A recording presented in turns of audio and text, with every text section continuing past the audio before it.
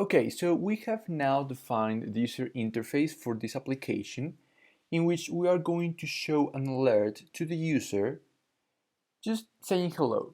But the user needs to write their name before pressing the button so their name appears in the alert.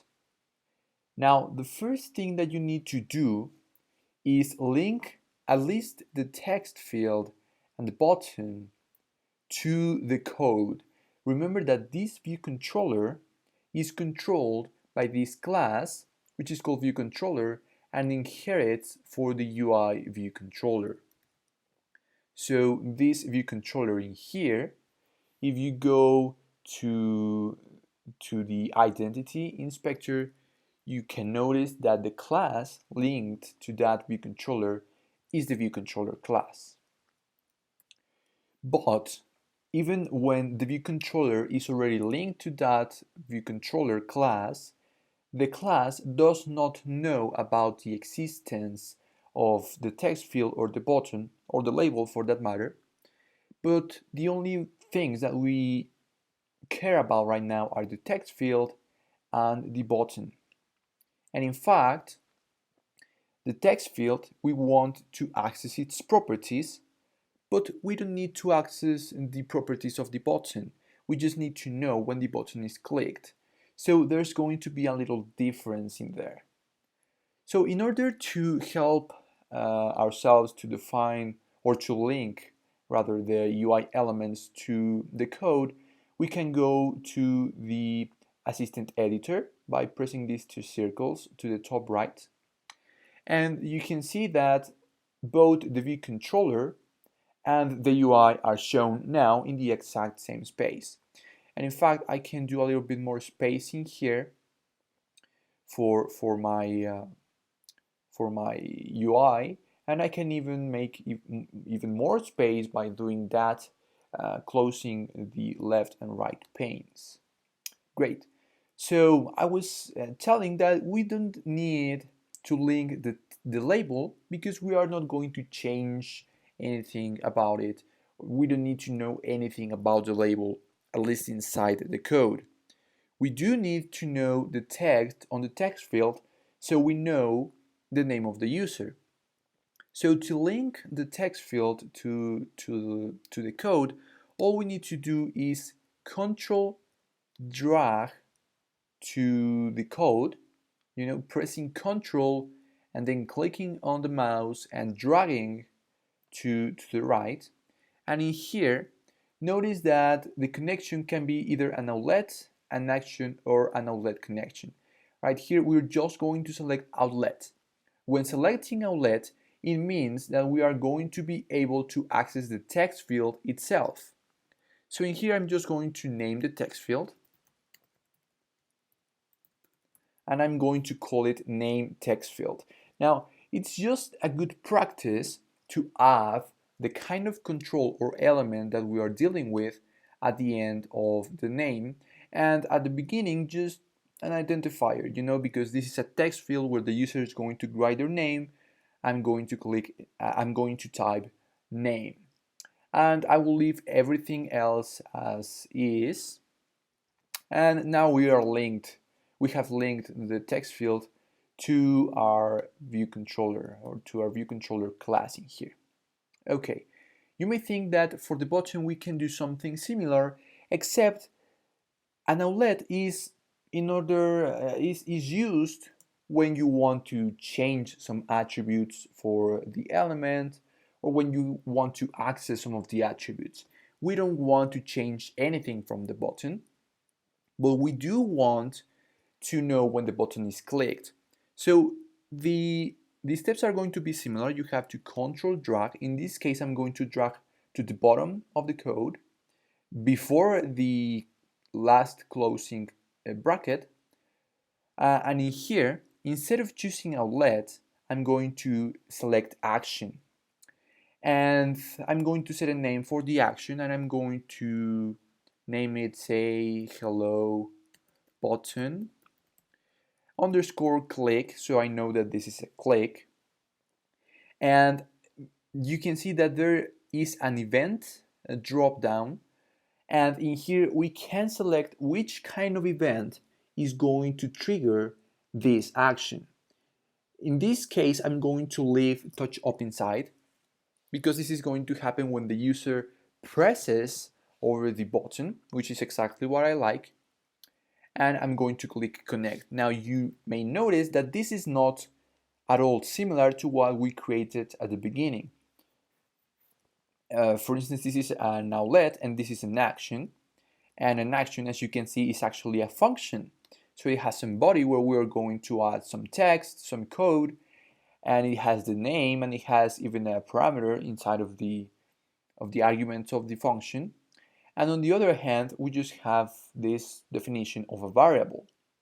So making an outlet from an element on the user interface is going to allow me to access the properties of this particular variable. On the other hand, making an action from, for example, this button is going to execute whatever code is inside of that function whenever that action is performed. In this case, clicking on the button. Great, so now we're ready to go to start coding, and I can in fact return to the normal page or the standard editor. And to the left, I will select now my view controller, and as you can see, all the changes are right there. And now, what I'd like to get is, first of all, the name of the user, or the name the user has typed in the text field at the moment the hello button is pressed.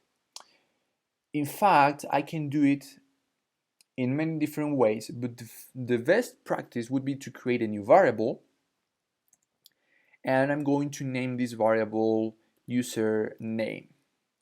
And the username is going to be equal to whatever is in the name text field's text. So like this, I am getting the text that is written inside of the text field that I defined in my storyboard earlier and that I have already linked to the code. And I'm assigning that value to a new variable. That, because we know that text is a string, now username is a string as well. The next thing that we have to do is create that alert that is going to be shown to the user. An alert is very useful for when you need the user to know something and you don't want the user to miss that. An alert is going to be displayed on the screen, and it's not going to be hidden until the user performs an action inside of that alert.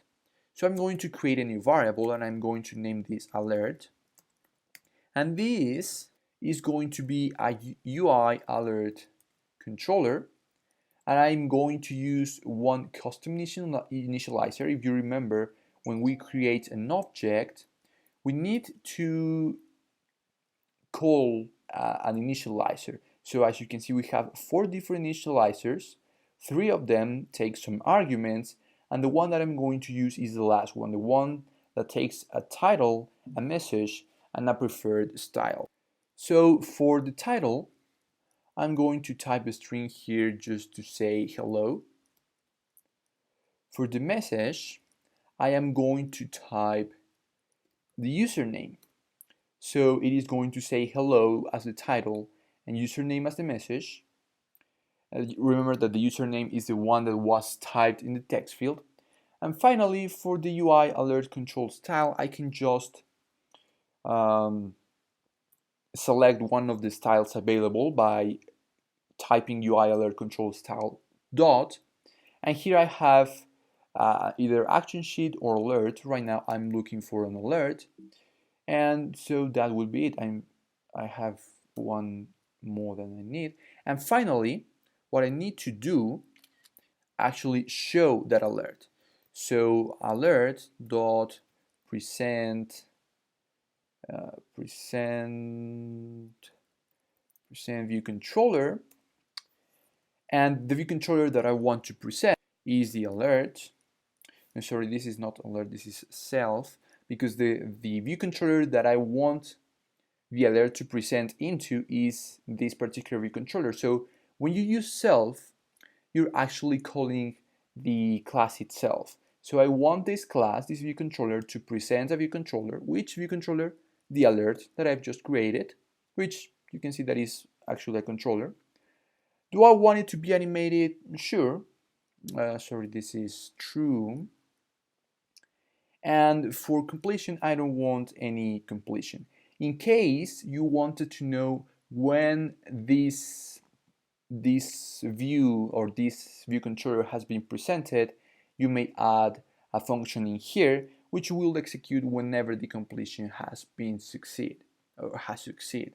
Great, so now we can go ahead and test this. I'm going to save this and I'm going to run it again on the iPhone 6. Remember that right now our UI works great on the iPhone 6 and it's running on the simulator, and we have here the UI. So let's go ahead and test this finally. I'm going to type my name in here very patiently with the keyboard in here, and I'm going to say hello, and as you can see right there, it is indeed the text is hello and then my name is in there. But now I can't do anything because there's no button or anything to cancel this alert. What I need to do is add some elements that are going to execute whenever the user presses a button, and so a button should also be added to that particular alert.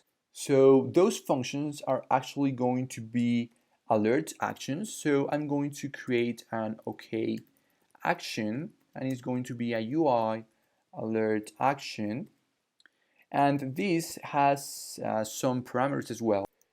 Such as the title, which is going to be the text that is going to be displayed. And in here I want to, okay, hello, to say hello back. UI alert action style. So I set it to default maybe, or cancel, so it's dismissed. And in here I may actually want to add a handler if I wanted to do something different.